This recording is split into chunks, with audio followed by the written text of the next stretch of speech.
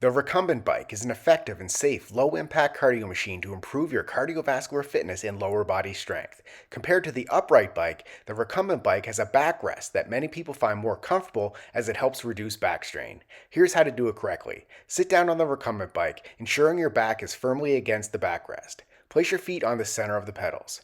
Use the lever to adjust the seat forward or backward to fit your body. Your legs should have a slight 5 to 10 degree bend when the pedal is at the furthest point rather than being fully locked out or overly bent during the pedal stroke.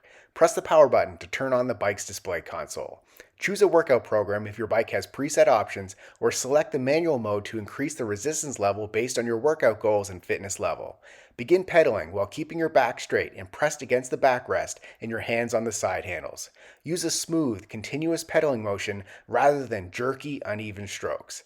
For a low-intensity, steady-pace cardio workout, maintain a speed and resistance that pushes your body just enough that still allows you to maintain a deep, steady, and rhythmic breathing pattern while still allowing you to maintain a conversation without gasping for air. Continue for the duration as indicated in your workout program. Subscribe to get a new exercise video demo every day.